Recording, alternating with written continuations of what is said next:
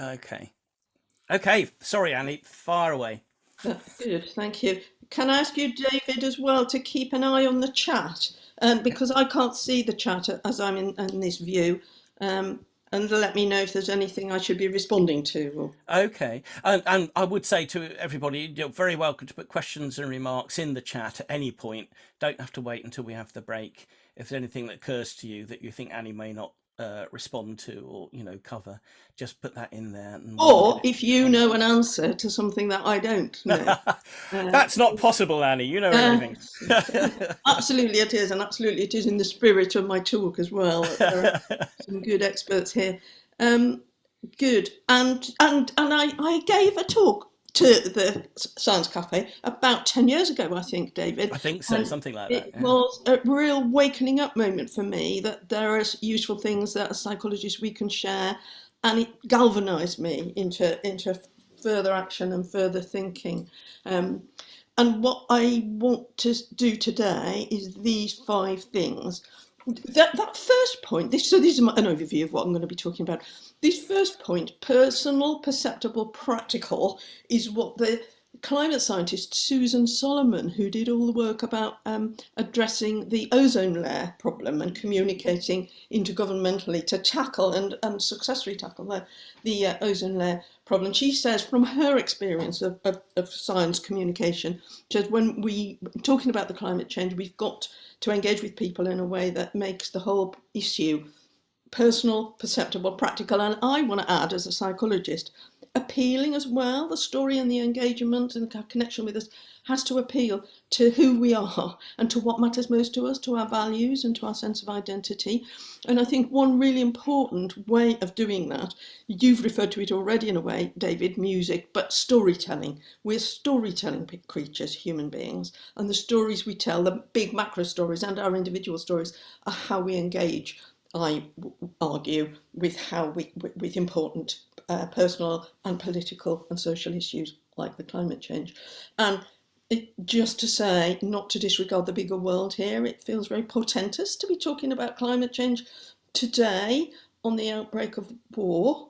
It's hard to really comprehend the enormity, I think, of what's happening. And so to be thinking about this today, it's dark. Um, and part of my message here, or our message together in the dark times, is how we look for the human, for the positives, for the strengths, and for the capabilities and connections, and how to create a story that can galvanise us. So I'm going to talk about that a little bit, or you are perhaps. And then number two, what are the climate related problems that psychology, amongst other disciplines, could help us address? And what is it that ails us around this stuff? And then what is psychology and who are psychologists? And then I'm going to just talk about some models of change and how we can usefully draw from those in our connection with climate and the environment. What are their strengths and their limits? It's complex. There's no one theory of change. We need to be multi-layered in this approaching this. And then finally, if we've got time, to think about what we can do as individuals and, importantly, together. So what I'd like you to do is a little bit of your own storytelling, just taking a few minutes, and maybe, David, you'd be willing to unmute people for this. Just, Dave, keep an eye on the time as well, because I don't want this to go on too long, but I just want to engage people's imagination and creativity and knowledge. Just thinking about, when did it first dawn on you, if it has, that climate change and ecological damage are significant problems that we must do something about? When did you first realise? And what, if any, are your ideas already about how we can galvanise those terms of realisation? That's a big question. And then, if climate change was a fairy story or a fable, what would it be? So they're my opening questions to you, just to get our imaginations in gear. David, maybe you'd like to, uh, yeah, and if you can watch, if people have got any responses to that, just You give can them a put stuff little in time. the chat, or you can unmute and just offer your thoughts It'd be with your great if one voice. or two people were willing to speak, just to break the ice a little bit, to make this a little bit participatory. Oh, David, I can't see everybody on the, so I'm in your hands for noticing if anybody wants to or is willing to Okay. name a fairy story. I think, did I hear a voice there from somebody? I'm not sure. I can only see a limited number of people at a time as well. Um, I mean, I'll answer your question, which I is can answer. Oh, go on, Paula. Go on then. Well, You I can answer. say that the first time I realised was 1968. Oh, Okay. And what was it? Was there a trigger event, Paula? I was writing a thesis, and I read. Oh God, you know oh God, it's gone from my mind now. Oh well, About, was it Rachel Carson? Rachel Carson, thank Silent you. Spring. Very interesting. Must have read my mind, yeah. Yeah, well, because it was that was my first moment of change as well. One of my yes, references. Yeah, very good. She woke us all up, Rachel Carson. Yeah, very much so, and she engaged very politically, and it was very difficult. But she won that first battle about yeah. Has anybody else got a moment when it hit them? I was going to say, Annie, that I was much more concerned about pollution for many, many years. The whole, I mean, although climate change is actually mentioned in the show I wrote in 1988, it's one of several things. I wrote another musical called The Terrathon, which is about a group of eco-terrorists who take a load of holidaymakers hostage, who have just come back from the Manalapan Islands, which are about to disappear under the rising sea levels. And that was Maldives then. that's when Paula and I first worked together. And that's like, I don't know, 1996 or 77 or something like that. Earlier than that, I think. Actually, it is earlier, 1902. I was in residence at Ivory Bridge Community College when I wrote it, yeah. So, yeah, that was all very much about that. So, yeah, I suppose that was, I mean, climate change wasn't really even a term then. It was all global warming, wasn't it? Yeah. But I think it's helpful that you say that about it was pollution first, because one of the themes, one of the messages I hope will come out from this is these interconnection of these global issues, that they don't stand alone, these concerns, these environmental and social concerns, they're interconnected. Yeah. I think, Simon, did you have your hand up? I did, yes. I'm an outsider. I'm Friends of the Earth New Forest. Thanks to David, who publicised this quite widely. Actually, I was aware of the problem, but the second part of your question is that we must do something about it.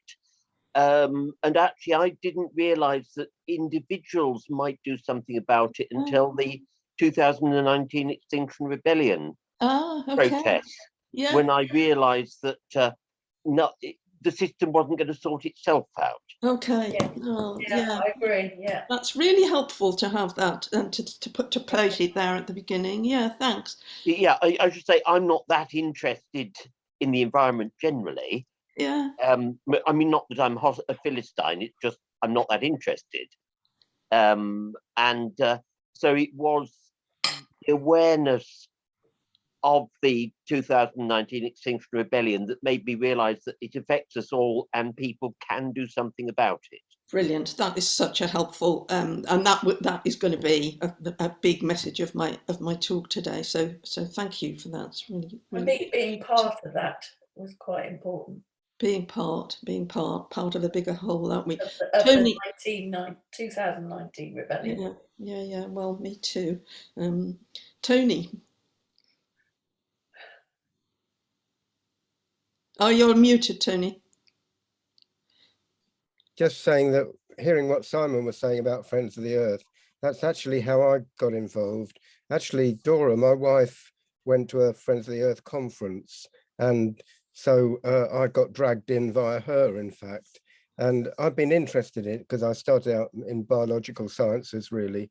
But I went to a conference after that, and it was at the time when they were doing their campaign about getting a climate change committee, an independent climate change committee, to get a climate change act, because as Simon was saying, individual action wasn't, I mean, there was stuff about recycling and light bulbs and stuff, but a lot of it was about getting policy changed. And it was a wonderful campaign to get the climate change bill through Parliament.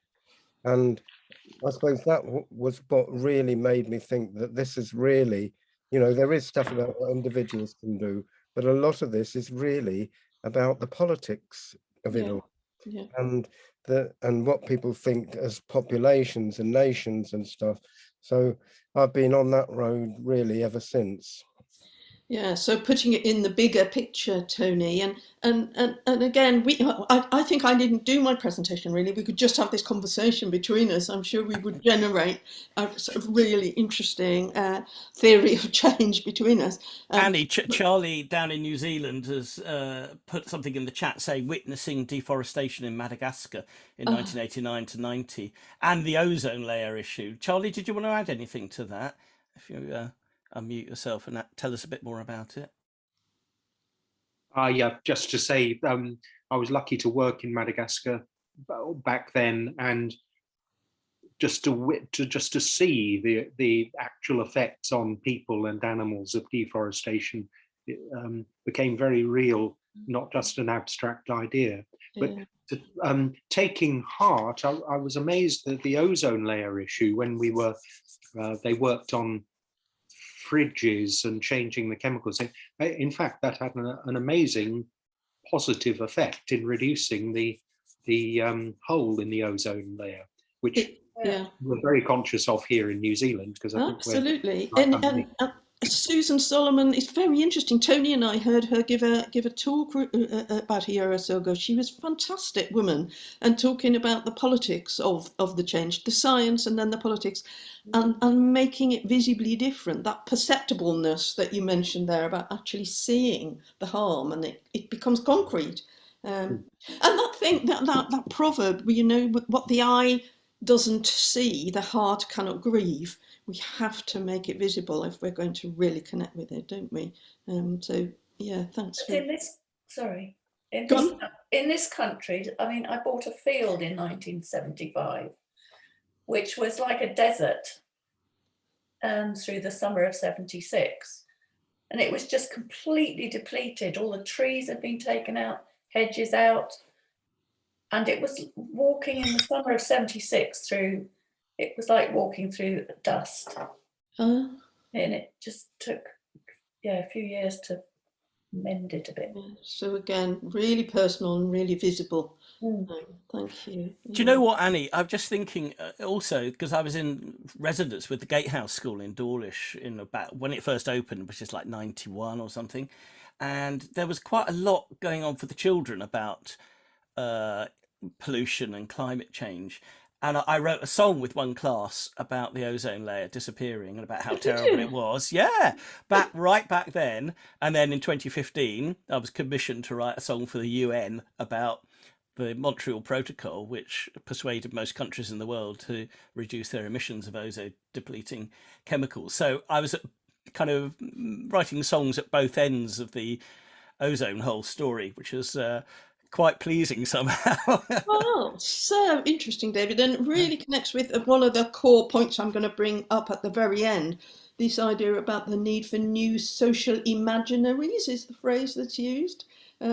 We need new stories that to galvanise us, and it's creativity that will do that. So how important bringing science and arts together in the way that you do, absolutely vital. Absolutely, yeah. People have got their hands up, but there is a danger that this is fantastic conversation. I'm happy, but we are using up time that you might want some more content in. Can't be in your hands, David.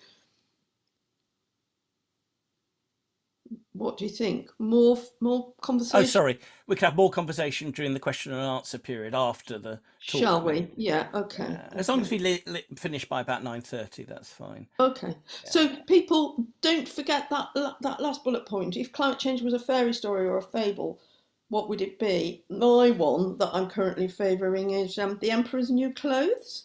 But I'm sure, you know, we could all think imaginatively about what's going on. Or if it were a pantomime, you know, who would the characters be? But here we are.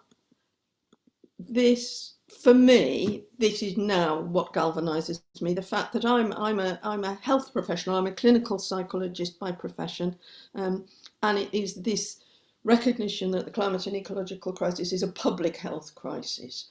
that moves me, and it gives me that a sense that I have got a professional as well as a citizenry responsibility to engage with this. And that opinion is shared by Richard Horton, who's the editor of The Lancet, who indeed exhorts us as health professionals to engage with non-violent social protest. And that we've got some agency in this. That I love that quote at the top from the Planetary Health Educational Framework. The world is remaking itself, and it's up to us to decide what shape that remaking will look like. We have a part to play in that reshaping.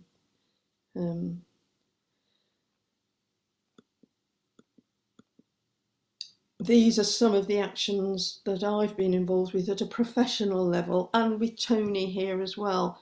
That clinical psychology forum, over the last 2 years, Tony and I have co-edited 2 special editions of our journal to try and pep up our profession in realising that there are links between the work that we do as practitioner psychologists and the bigger world. Tony, I can see that you put your hand up earlier and it's still up. Is there anything you want to say at this point? No, it's still up by mistake. Okay.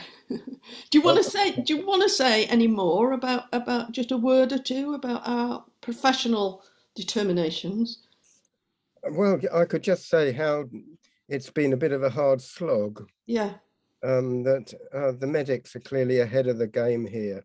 They've been involved in a whole number of areas, getting together, ranging from the Royal College of Psychiatrists across to MedAct and people like that. And doctors have been involved, like Médecins Sans Frontières, in an international role, who pick up the impact of climate change on the experience of people. But we're catching up, and there have been some coming together internationally of all the different psychology associations at last, because social science has got a lot to offer, I think, in how we think about what we're going to do about this, because we need to trust each other. That sort of question, how we get people trusting the government, trusting that international organizations are going to do the right thing for us. And on a day like this, when we know what's happening between Russia and Ukraine, we have a big job to do in thinking about how we get that trust. Absolutely, yeah, putting it in that picture, and that the recognition of the intertwinedness of these issues. This statement that just came out from our colleagues, the Association of Clinical Psychologists, it's a strong statement, recognising the social justice issues with climate and ecological harm. Those who've been least responsible for causing the harm are the ones on the edges that are suffering the most. And again, this is a large public health issue. In terms of thinking about the psychology, as Tony said, it's been a hard slog getting our profession, our discipline even, thinking and talking about this, which seems extraordinary given how climate change is a human problem driven by human actions. Why wouldn't psychology be trying to be at the heart of it? When I gave the talk this time 10 years ago, I was bemoaning the lack of psychology in this topic. Things have changed a lot now. There's a tsunami of psychological work now. And I just want to flag up these 2 centres in the UK as brilliant sources of up-to-date knowledge of thinking about how we can live differently. The Centre for Climate Change and Social Transformations in Cardiff, and Climate Outreach, which is about communication. And anybody who wants to think more about this, I urge you to look at their excellent websites. So the problems that we all need to help address, I'm not going to talk about the science. I think you've had loads of science cafes about the science, but there's a gap. There's a huge gap between what we need to do, that green line at the bottom there, and what we're on set, our current policies, post COP26, that are online. There's a huge gap between the pledges and the policies and what we need in order to stay below that 1.5 boundary. Not enough's being done to mitigate or adapt. And yet concern about the environment is at its highest level on record. This was in 2019. 30% of people concerned. This is in the UK. More recently, CAST has got a data portal, which again is really interesting to look at in terms of they're looking at 4 countries and doing a systematic representative sample survey of people there. And you can see from that data there that how very large the numbers are of people who recognise climate change being a human concern, are worried and expecting action. And you know, it's a topic for another debate, but Brazil stands out as being particularly concerned there. The UK, 75% of us are worried. That's a lot of the population, and I think our politicians need to take heed. This is part of the story that we need to tell, that people are worried, people are concerned. And on the most recent CAST research, 70% of the public are saying that as a society we need to drastically change. And it's different for different social groups. CAST and this group that I've got this circle for here, the climate outreach group, have done some really good work sectoring the different groupings of people within society in terms of the different ways in which people connect with this. They're very clear, though, that if we're going to get change, if change is going to happen, we have to have a strong social mandate with policies. Businesses are being incentivised, and that they're the conditions which will enable and allow low carbon demand behaviours from us as citizens. And there is that social mandate. People are asking for that change, and it's something that's really important that we get across to our politicians. So we're living as if we're not part of nature. Our colleagues here who are knowledgeable about the environment and nature and the land will recognise this, that land is being degraded, species are dying out. We've got to find new ways of living in harmony with the land and enriching the land rather than depleting it. Human health is suffering, our well-being and our security, as we're seeing now. And it's really important that we find ways to join the dots between these converging socio-political and economic strands, and recognising that most of the harm here is being caused by the richest, which will be, by and large, the people who are here today, will likely be in that pale green or top green part of that curve. And the poorest 50% of people in the world are responsible for only around 10% of the total lifestyle consumption emissions. So we know that people are concerned, but our collective and individual human behaviour is lagging far behind that concern. And consequently, harms are happening. And from a psychological point of view, what we're seeing is the physical harms, the environmental harms, but also the human harms and the human suffering, the threat and trauma that we're experiencing both acutely through immediate events that are happening, floods, hurricanes, fires, and then the chronic changes that are happening, drought, loss of habitats and of food resources and therefore shortages, forced migration, of course. And then the existential threat, the grief, the exhaustion, children's future fears that we're seeing more and more. Some of my psychology colleagues are calling it eco-anxiety. I'm a bit more inclined to call it eco-sanity, because this is based on reality, real changes that are happening. And then interconnected is conflict and war and political silencing, which I'm sure we could talk more about. There's been some research recently done by our psychology colleagues in Bath, surveying children across 10 countries. And half of children are saying they're very worried. And children are saying that they feel betrayed by the adults. Many of us here have got Greta Thunberg's words in our heads, where are the adults here?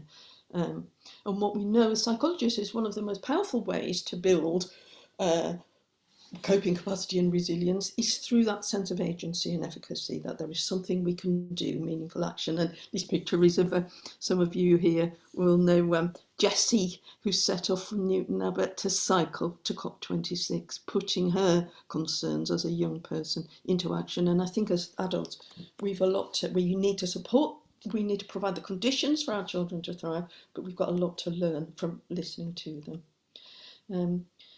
We have got psychological evidence about what does make a difference to people in terms of their concern about well-being. Activists such as some of us here, we know that being involved in action helps us to feel less powerless, that comes through the support of others, joining with others, and integrating that knowledge into our own lives gives us a new sense of purpose.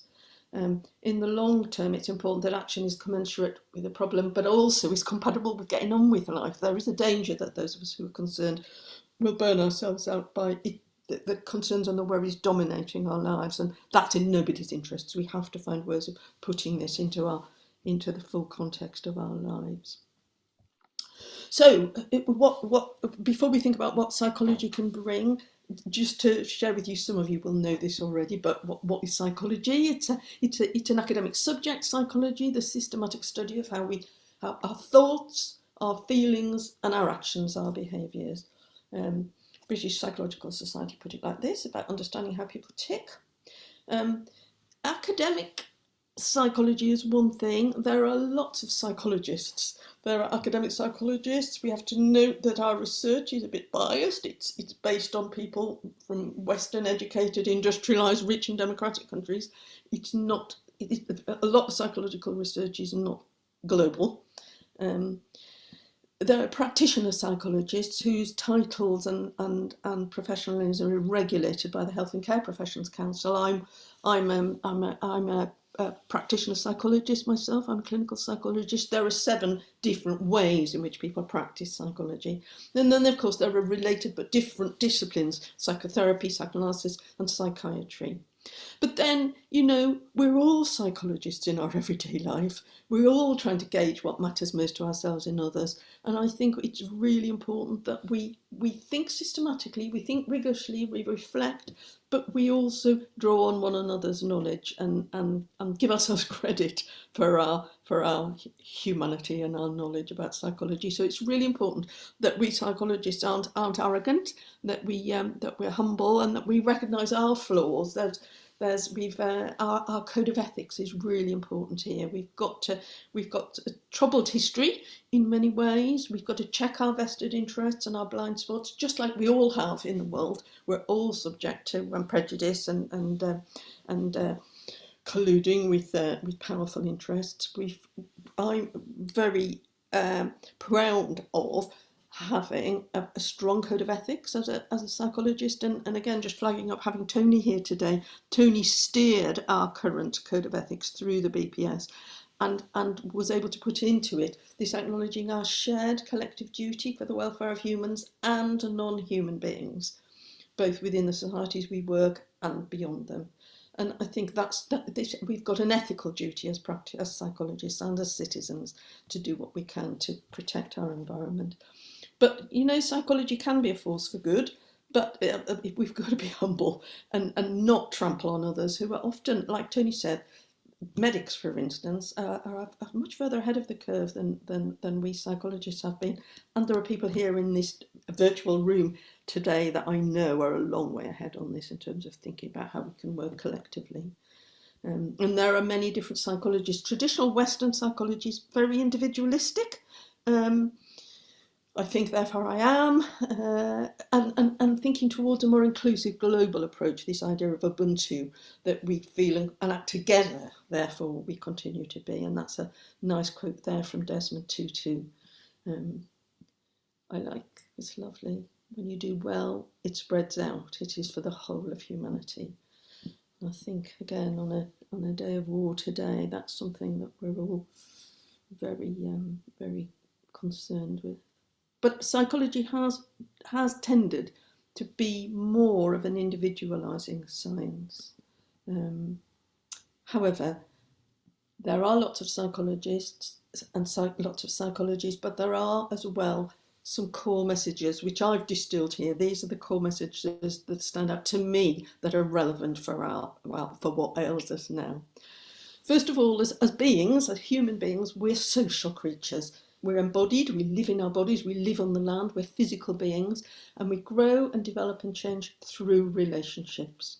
We seek and we share care, meaning, purpose and agency. Freud phrased it as we need to love and to work.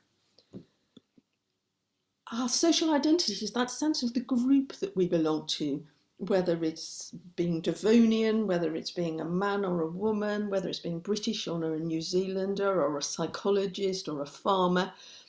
Our social identities can sometimes mean life or death to us. And I know that as a practicing psychologist, as I used to work in health psychology, working in renal medicine with people who were facing life-threatening illness and facing behaviour change that they needed to make in order to make the most of their life in these changing circumstances.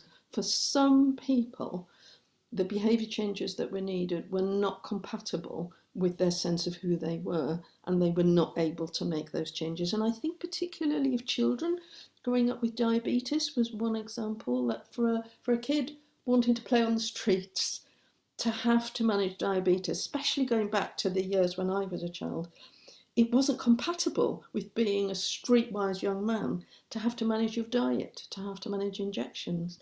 And a lot of people have prioritise their sense of who they are, their social role and social identities over other aspects of life.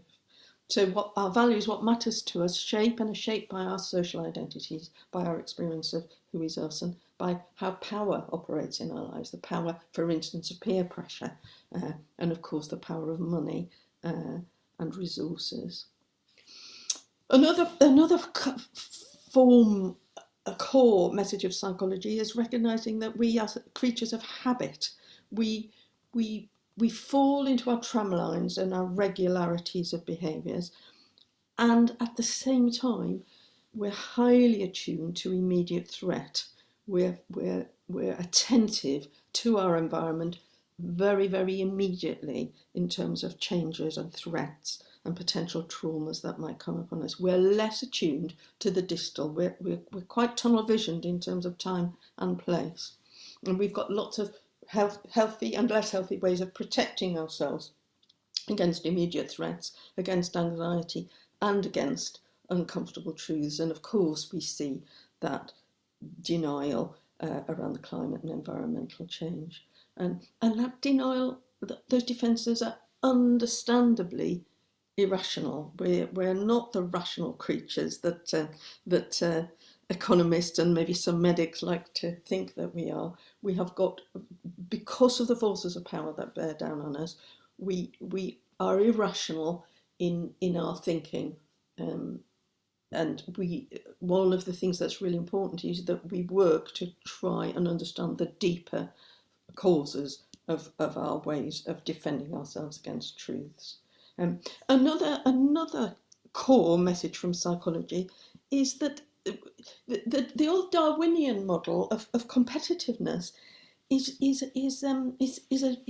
isn't fully accurate. People are more altruistic. We're kinder and more strong than we are led to believe by our current prevailing views. That something that I learnt working in renal medicine was that people, when the law changed and people could come forward as altruistic, what was called altruistic kidney donors, that is to give your kidney to a stranger, almost everybody in that first tranche of people who came forward as potential donors were told that they must be mad, as if somehow wanting to give an act of sacrifice for another, as if that was so inconsistent with our prevailing social views that people were told that there's something weird about them, something weird that you want to give something to another. Our subsequent research shows that that's far from the case, that people who come forward altruistically, just as people who come forward as blood donors too, are ordinary people like you and me who want to make a difference in the world and who care about not just their immediate families, but the wider systems that they live in. And finally, we're storytelling creatures. We live according to the stories that we tell ourselves, both individually and collectively. So I suppose that's the heart of my message today about what psychology can bring us. We don't so much have willpower, but just we've got better or less good habits. We've got less temptations. We've got different pleasures.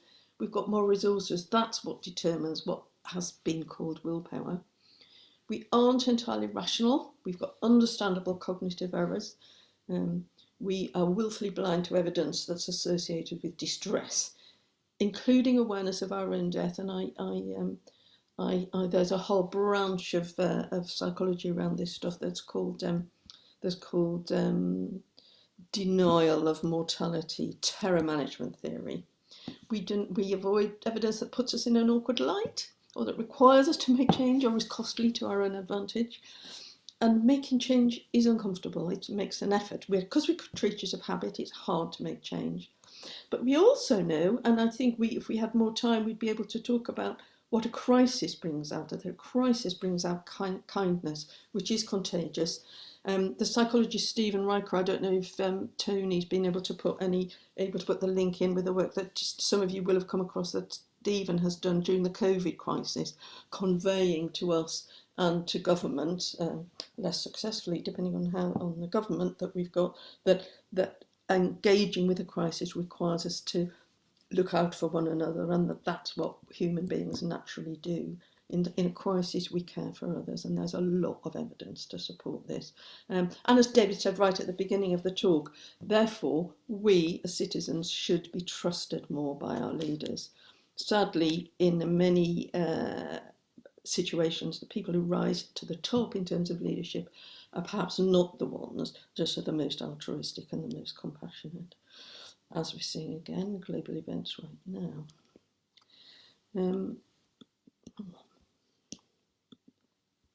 So, behaviour change requires both individual change and systemic change. We have to be aware of the politics around this, as Tony said earlier on. We have to understand that businesses have been willfully blind to the damage that their businesses have done. We know that BP pushed the individualising approaches, distracting us from corporate responsibility, and that the oil companies knew the evidence of the harmfulness of carbon consumption and suppressed that evidence, just as we've seen tobacco companies did, and a bit like what we've seen with the post office scandal and Fujitsu currently, that individuals have been blamed. So while it's important that we look at our individual contributions, we have to be wary of the idea of the lifestyle drift, part of an individualising tendency to blame the powerless for problems that are social and structural. So, given all of that, what does enable change to happen? I flagged up this book that was very influential to me, Jared Diamond, who investigated how societies choose to fail or survive. What are the characteristics of societies that have succeeded in the face of environmental challenge? First of all, we have to understand our emotions. It seems from the most current psychological knowledge that it's emotions, unconscious and unaware emotions that give rise to our actions, and our conscious thoughts and intentions follow. That we can be reflective about those and we can expand our rationality, but we have to explore and connect with our emotions first. We ignore our emotions at our peril. Jared found that that societies that thrive in the face of environmental challenges are willing to reconsider their core values and will work together towards a shared vision. Fourthly, identity, as I've mentioned earlier, this sense of who we are is a powerful determinant of our values and actions. And one of the questions is, can we expand our sense of who is us? And can we expand our sense of eco-identity, our identity with the environment around us and the land and the species around us? And finally, this idea of power and agency, and that the more access we have to socially valued resources, money, health, access to green spaces, the healthier we are, both physically and mentally, and therefore the more resources we can to make changes in our lives, and it becomes an upward spiral. I think I'll skip through this. This is the model from climate outreach as to how we need to provide and structure a mandate for climate change action socially. It needs to be that as citizens we're pushing for it, that we have to work together across societal groups, overcoming the polarisation. We see so much of that. Turning that concern, the worry that people are experiencing into action, so that we've got informed public engagement across a diverse range of communities with understanding. And I think that's why today is important. And these are the general lessons that we've learnt recently on behavioural change. We go about our daily lives because of the norms, because of the stories we tell each other in society and the systems we live behind. So behaviour change is not, we've got to think more broadly than individual level consumer action. Interventions towards behaviour change, they can be downstream in terms of looking at individuals, they can be upstream in terms of the policy context. We can provide options that pull us or that give us, reduce our options. And that can be democratic or involve use of reflection, such as citizens' assemblies, or they can be more nudge ones that just change the circumstances so that we have to alter our behaviour. We know that knowledge itself, by and large, doesn't change behaviour. Knowing is not enough. And that so effective interventions towards behaviour change have to be tailored to the people and their values and beliefs, as I've been saying. We have to communicate the wider, the co-benefits of climate action. The climate action, but that by conveying that by doing the things we need to do in order to improve the environment, we'll also improve our well-being and our health in other ways. There are other more detailed clarifications here, being very targeted, normative messaging, conveying that other ordinary people like you and me are concerned about this. It's not just the, as Boris Johnson put it, the crusties who are a bit weird. It's all of us. And promoting self-efficacy, promoting that sense of agency, that there are things that together that we can do rather than just appealing to fear. Terror management means that fear messages, we've got to pitch it just right. There's a middle ground.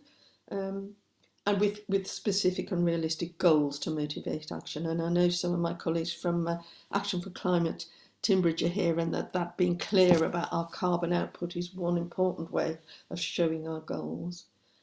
So here we are. We've got to harness our individual motivation. We've got to change our norms. We've got to nurture pro-environmental norms.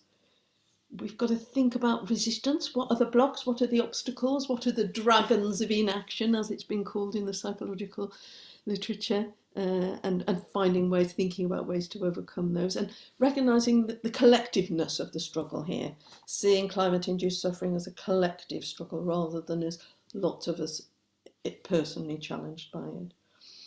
Oh, this is elevate transformational narratives. This is a bit like David and his music. Contest that narrative that justifies greed and the hedonic treadmill, and instead narratives and stories that are about social systems where we care for one another and we look out for one another and we rein in our greed, conveying those narratives in everyday talk. And then this final one, pursue durable peace. Again, ironic to be saying this today, but looking about how empowerment and resistance and collective actions are all part of trying to create a more peaceful world, even though it inevitably is going to be climate changed. We have got some really interesting models of behaviour change as psychologists, and this is a model I've drawn on in my work as a health psychologist, thinking about how with individuals we can engage with people in a way that raises their awareness, that gives some dramatic relief through sharing their stories, that helps people to think again and more broadly about who they are, who we are as we age and as our health changes. These ideas of social liberation and self-liberation changing the conceptual frameworks, the ideas that people bring to bear on what's happening in their lives. And then relationships, this is all about relationships, this is all social. Helping people to build new habits. Behavioural activation is how some of my colleagues call it in the cognitive behavioural therapy world. And building in rewards for healthier behaviour, and building in prompts that lead us towards more healthy behaviour. And this is a framework that really helps us think about, as individuals, how we change. But of course, it's a bigger picture, as we talked about earlier. We've got some really good evidence now about how we can produce change at a contextual level. It's very interesting that this excellent document that came out last year, towards the end of last year, commissioned by the government, developed by social scientists, including psychologists. The core messages that came out with this is the first law of behaviour change is reduce the burden of action for the greatest amount, make it possible, make it easy, provide the conditions in which people can change. And that then it becomes our task is an exercise in world building rather than behaviour change per se. The government took this document down on the day that it went up on the web. It feels like, as you see those messages there, these messages do not fit with the prevailing ideology of the government that we have at the moment. And of course, as we know, these messages that were the same messages for COVID, for managing COVID, were not truly listened to by the government that we have in place now. So these are challenging. This is a shift in understanding that we've got to look after those who've got the least, if we're all going to make the changes that we need to be more healthy collectively. So it's a different worldview. This is a lovely book called Active Hope by Macy and Johnson. She's a Buddhist philosopher. He's a positive psychologist, and this idea of a cycle of change that we engage with, connect at a human level, with our gratitude for our place in the world, honouring our pain, recognising our emotional strength, seeing the world with new eyes, with a transformed vision that creativity and storytelling can help us with, and going forth, being active in the world. So that's more of a philosophical framework, the dandelion model.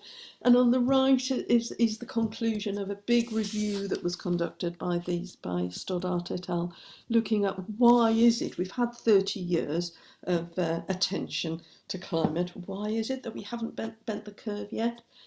Their conclusion was that that there are strong power dynamics sustaining the carbon emitting processes in society now, and that we need a new lifestyle, we need new conditions, and this phrase that I used earlier on, new social imaginaries, to disrupt the current dominant high carbon development pathways, cultural pathways that we're on.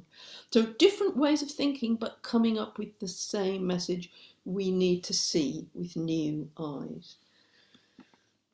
So the idea of radical hope, that this is not about escapist hope, imaginary hope, but referring to the courage to adapt, that change takes courage. We've got to face the difficult truths, we've got to stay there with what we see as happening. And that by doing so, we revive ourselves individually and collectively. So it's again, as we talked about earlier on, if as individually and societally we can change our story, relinquish, shift our values that are currently dominant, consumerist, acquisitional, exploitative values, towards values that are about sharing, that are about connection with the land and other species. It's only by doing that we've got hope of the radical, currently countercultural acts. Just as kidney donation was conceived to be countercultural, turns out it isn't. In most people, humans' hearts that care, contributing to a different world is what most people want to do, albeit it's hard because they haven't got the resources to make the changes that's needed. This is a fantastic set of resources. I've just lost it. About that's called the arithmetic of compassion, and again looking at the key psychological obstacles to our sensitivity. I think I've spoken about most of this already. Most people are caring, and we do go to huge efforts to recognise the one person whose plight we see. It's much harder to stay alert to the suffering of the many. And so again, this is why new social imaginary storytelling is really important to help us see, to make emotional, empathic connection with the bigger problem. We find it hard, this idea of pseudo inefficiency, it's hard to keep helping when we're feeling numbed, that the problem is so enormous that there's nothing we can do. But many people then give up, an apathy creeps in. We feel the problem's just too big, there's nothing we can do, even though at a rational level, of course, every tiny bit of help we do, every in terms of climate change and sticking to below the 0.2 rise in temperature, below 1.5, between 1.5 and 2, every tiny fraction of heating rise that we stop is worthwhile. And then the prominence effect. We often default to choosing the option that's the most prominent attribute, but not accounting for the bigger picture. And David, we had a question earlier on about how when we're facing COVID and now we're facing war, how can we still keep our attention fixed on the bigger picture? Paul Slovic, in his arithmetic of compassion approach, talks about this idea of ecological imagination, of drawing on traditional ecological knowledge, and ecofeminism. My mug here is about how women can save the planet. That their stereotypically female values are about valuing care over competition, entitlement, and exploitation. That shifting to greater societal value of these characteristics in society is part of what we need in order to shift our environment in healthier ways. We've spoken about civic society and different movements of change, and they've all got different tactics, all got different theories of change, either implicit or explicit. We've spoken about Friends of the Earth and as Tony mentioned, the success in achieving the UK Climate Act. Local community groups. I just want to highlight that I think it's really special that here in Tinbridge, those of us who are local, we've got this Action for Climate Tinbridge set up explicitly to work in partnership with our local council to implement the declaration of the climate and ecological emergency. It's a really special thing, this idea, to have citizens working in partnership with our elected representatives in order to think together about how can we turn this into action. Of course, there are many civic groups, Women's Institute, churches, youth groups and more, projects such as Toolshare, climate cafes, all sorts of projects that we can evolve. And indeed, in Action for Climate Tinbridge, the hope is that we will build more.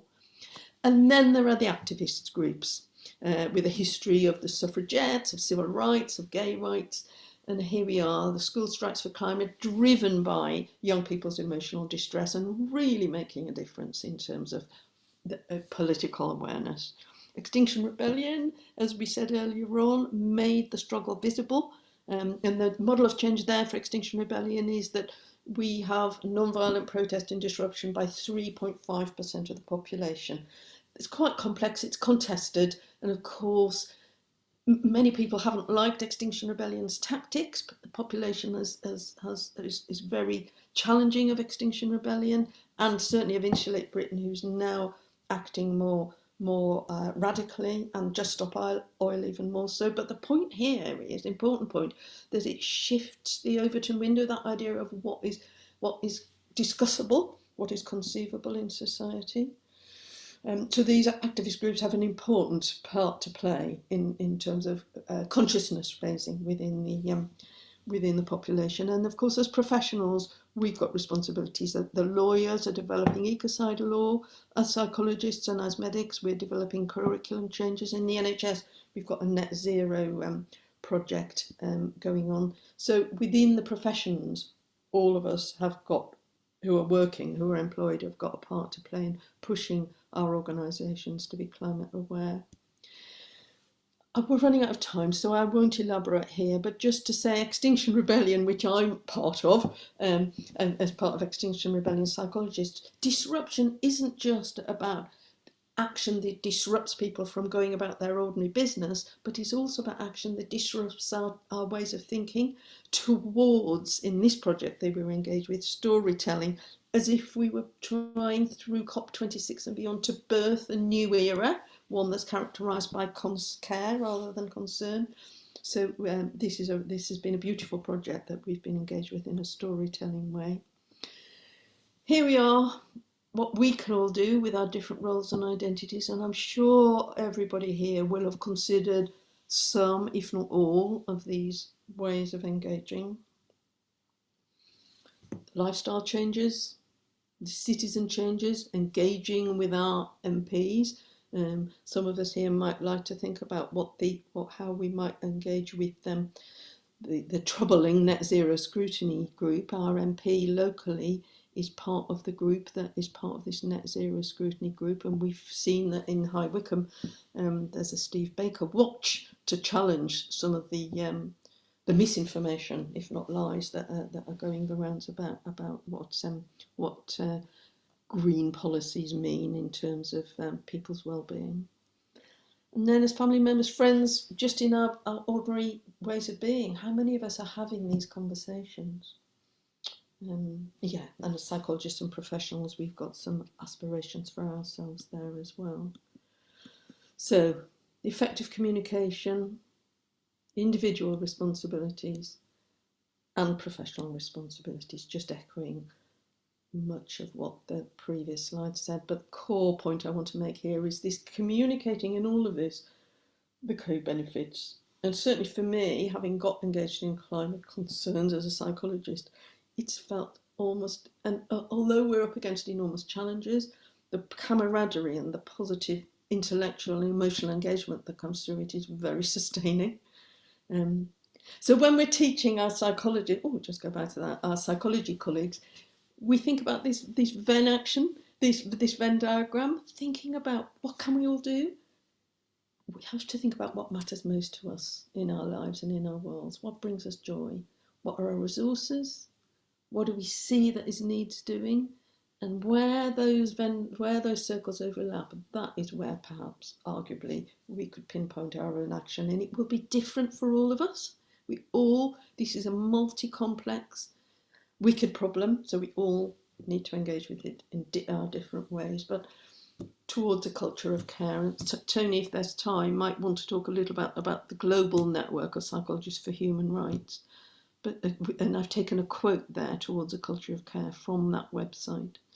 It's our children and our children's future, as well as our present, that we're thinking about here. And it is caring for our children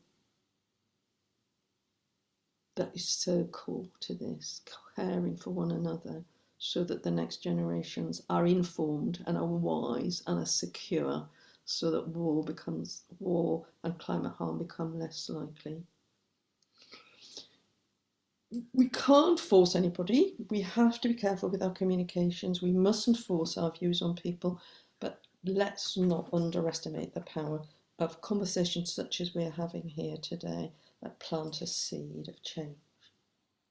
And that is the end of my presentation. And time to have a bit more conversation. That's fantastic, Annie. I love the sense of passion and commitment in your talk about this subject. It wasn't cold scientific, presentation of facts. There's obviously a huge sense of emotional commitment there, and I think that's very important to have.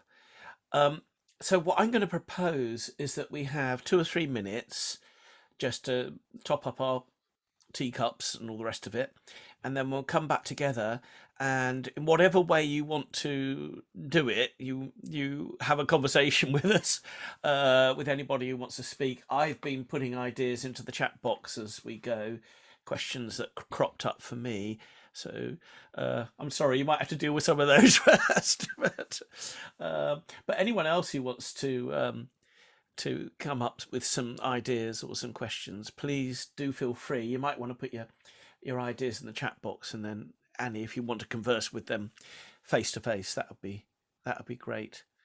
Okay, so shall we say we'll be back together? What time is it now? I'm sorry, I went on a bit long, didn't I? Oh, don't worry. Yeah, I do like to finish by about 9:30. Yeah. And it's 7 minutes past, so we'll get back together at 10 past. Okay, so I'm popping off to the loo. I don't know about anyone else. I'll see you at 10 past.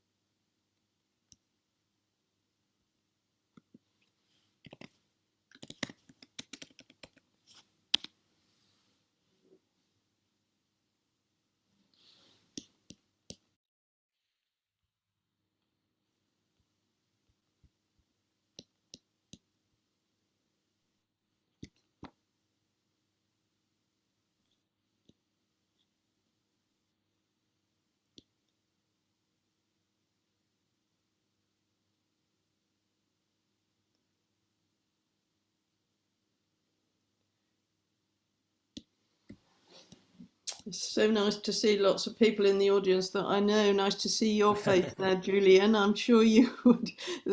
It'd be so great to hear your perspective as a wise psychologist.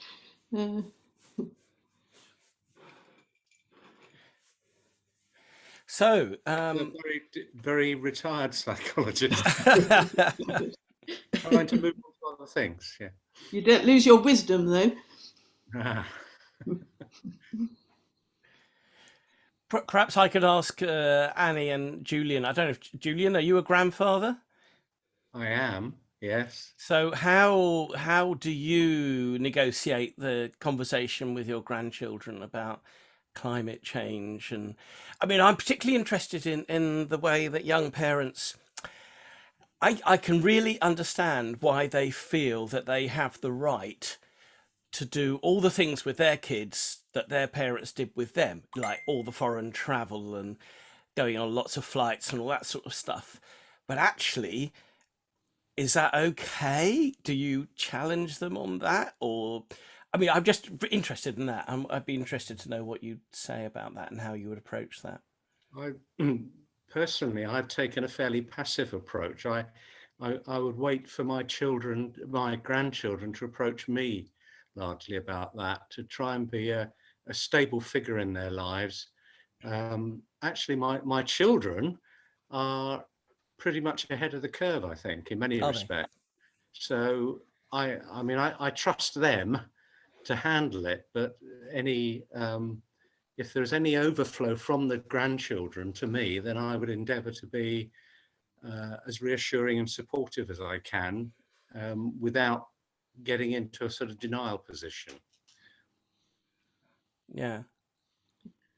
One of the things it says on the Australian guide that Tony put in the link in is about talking with children, not denying, like Julian said, just as we know about children manage death better. This is an existential issue, isn't it? And we know that children manage death better if we can face our feelings in an honest but not pushy way. And second is talking about ways in which we know that humans have solved knotty problems in the past by working together.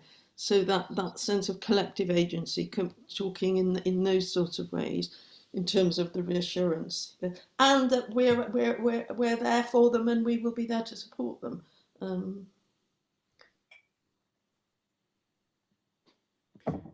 But Annie, if you felt that you've only got one grandchild so far, yeah? Two, but two. Okay, there's another one appeared.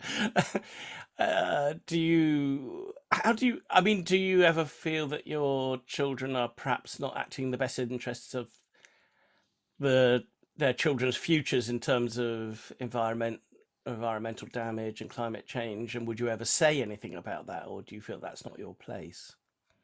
I would say, but probably like Julian, my family are probably, they've been brought up to think about this just as they're bringing up their kids to think about it. But I don't know interested in what other people feel. I see Celia's there. Is this something, Celia, you've talked about with your... David's got his hand up. David. Sorry. Yeah, I was really pleased to see David Haynes' comment in the chat about at what age should we talk to young children about this, and how do we talk to young children about this. So I have 4 grandchildren, the eldest of which are 2 7-year-old grandsons. And I was recently delighted to hear that children in junior school are now being taught about the realities of, or something about, climate change. So I asked both of them, what do you know about climate change? Are you talking about it at school? Do your teachers talk about it? They were absolutely blank. No, absolutely nothing talked about at their schools. And that is Ken Ford Primary School and Ashburton Primary School. I'm really struggling with exactly this topic. How do I feel a duty, rather than, as somebody commented, to not raise the subject and just be a kind of a figure of stability and somebody to turn to and wait for them to come up with it. I think that's, for me, that's not active enough. I want to talk to them about it, but I'm struggling. I did do it once. We were walking in the fields. I was walking with Elijah, my 7-year-old grandson, and we were looking at the marbled white butterflies in the grassland. And I said to him that they're having a really bad year this year because of the extreme weather. And I found that that was a way in. And I was able to talk to him about the fact that we're having more and more extreme weather events. And I introduced the subject of climate change. So I'm not afraid to raise it, or it's not like I don't know a way in.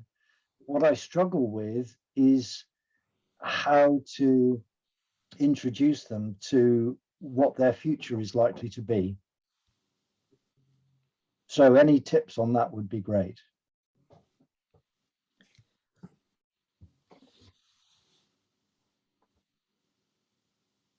I'm waiting for others to respond rather than jumping in, because I've had a lot of airtime, though I'm happy to if nobody else wants to. David, you're muted. I'm just wondering, Bradley, are you there still and available? I can't see you at the moment, but Bradley is one of the younger people on this call, and I'm just wondering if he'd be willing to talk about his experience at school and whether it was brought up. But maybe he's yeah, he's yeah, unmuted. of course. Yeah. So I am 23 years old, and when I was in school, I can remember it being spoken about during like secondary school quite a bit. Like we had like assemblies about it constantly. And I've obviously like been brought up watching and listening to like David Attenborough. So I've learned a lot from him. But it was definitely spoken about during school a lot. Yeah. And did it do you feel that it caused you undue stress when you were a kid, say, or did you cope with it all right? It was definitely, I don't think I was stressed by it. It was definitely concerning. As obviously when you're that age, when you're like 12 years old and you're being told about things that are happening or could be happening in the future during your lifetime, it is quite concerning.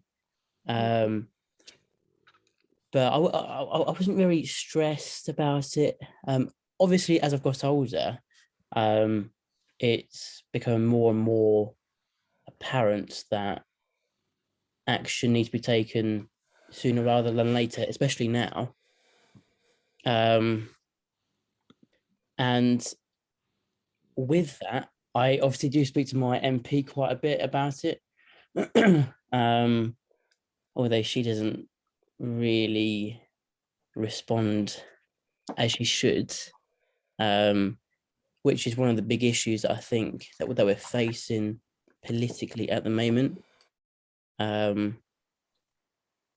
yeah. And how about your contemporaries? Do you feel that people of your age are very aware of it? Are they changing their behaviour? Are they acting appropriately, or are they acting as if there's no problem? They're just going to carry on as their parents and their grandparents did because they've got every right to, as it were. That is a good question. I think most people my age, because we've grown up being taught about climate change, we're all aware of it. And I think in my opinion, there's two different things that are happening with my generation. You have those that are really concerned and want to take action. But then you have the other side, which are like they see like Instagram models constantly on holiday, and putting that front on that if you want to be successful and you want all of these luxuries, then you go on holiday and you travel on planes constantly to get to those places. So So I think there's an issue there with, I'm going to say, famous people glamorizing climate change in a way, by going on holiday, being on those planes. So there's two things in my generation I think is happening, as I've said, but I think the vast majority of us understand what needs to happen, but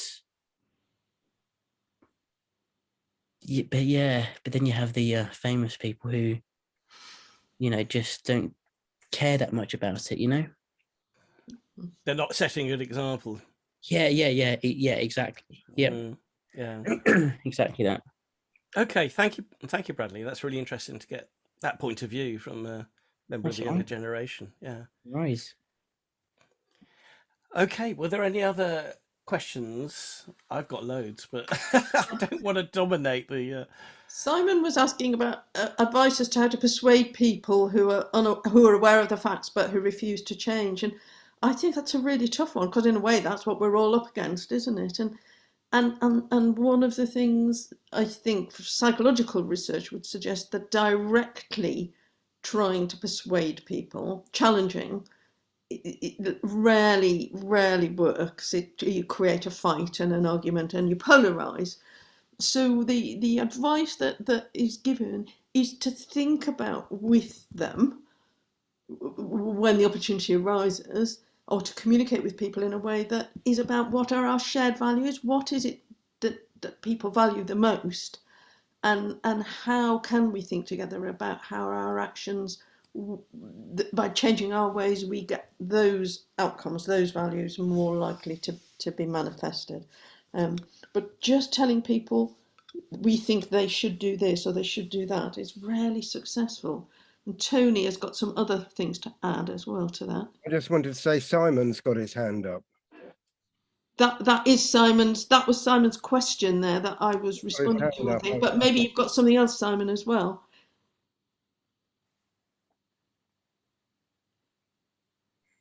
Simon, do you want to unmute yourself?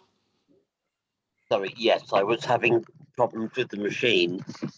No, I was really raising my hand because I wasn't sure if you were reading the chat as well, so apologies there. But the supplementary question would be, if you can't even talk to people about these things, you don't get off the starting blocks. And I suppose I'm wondering if there is some sort of trickery that psychologists can teach you, aka the nudge unit.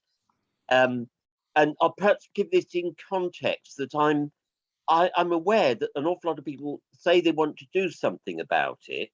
I'm going to be running a workshop in my village where people are actually asked to measure their carbon footprint, and that comes up with the conclusion says, yes, a third of your carbon footprint is due to your flying, and a third is due to the fact your house isn't insulated properly. These are all quite obvious actions people can take, but somehow I rather think it's going to fall at that point.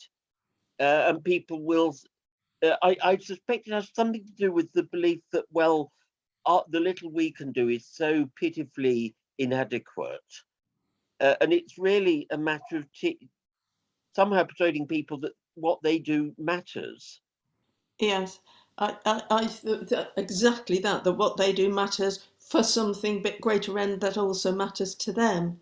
I mean, I think there aren't any psychological tricks. In fact, it is more, the way that I would approach it is more about open and honest communication about what the challenges are, and looking at the obstacles and having those conversations about there's this paper that's called The Dragons of Inaction, which is a really useful source of thinking with people, what's getting in the way, what is stopping you, just as I would have done as a psychologist with somebody with renal failure who might not have been doing what were the healthiest things. And then in the end as well, having those conversations, having the conversations that are about what is the desire, how do you want, what changes do you want individually and collectively, but also recognizing that we aren't going to change every individual, and that it's cultural assumptions and norms and values that will gradually shift. Challenge is, of course, it has to be done frigging fast, hasn't it? And so that is then what frustrates us. Trouble is, then, if we get frustrated and angry, it gets into a more polarised situation that is beneficial to no one. That website that I mentioned, the Arithmetic of Compassion, Simon, is a really good source of Arithmetic ideas. of Compassion, The thank you. Arithmetic of Compassion, yes, it's wonderful. David, I think, David Ramsden. Yes, thank you. So I'm aware that the actions, the way that the presentation has been framed and the discussion has been framed, we seem to be focusing very much on personal actions. We're talking about cultural change, we're talking about community change, but maybe it's just in my head, but I think I'm not the only one. I think a lot of people would see this discussion as a personal thing, and we're talking about how we as individuals can change. But I think, and I'm sure you'd all agree anyway, that actually what we need is massive change culturally, and you talked about that just now being a gradual thing. We also need massive changes to industry. A lot of people say that we can't really progress this unless we have a new political system. The very first thing might be proportional representation as a starting point. A lot of people say we can't tackle this unless we have a completely different system of economics, perhaps moving more to the donut economics idea. And we need a shift in mass values. And a lot of people say, well, you know, if we play our cards right, let's hope that future generations are actually going to do things better than we have.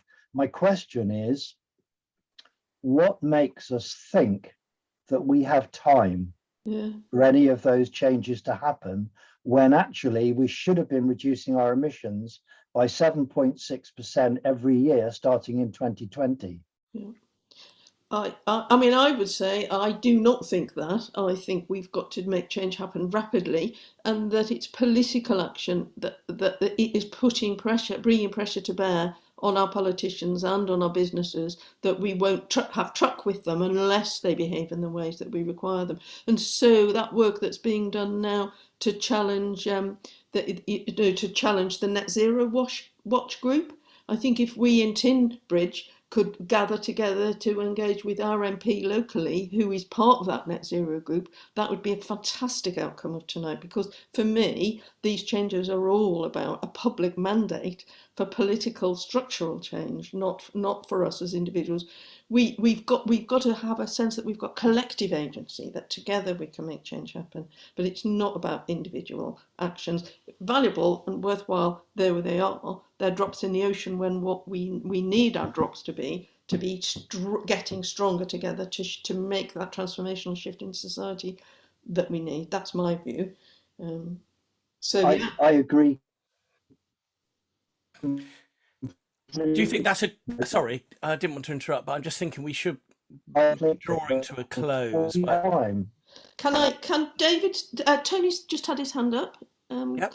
Yeah, I was just gonna, I'm not muted, am I? No.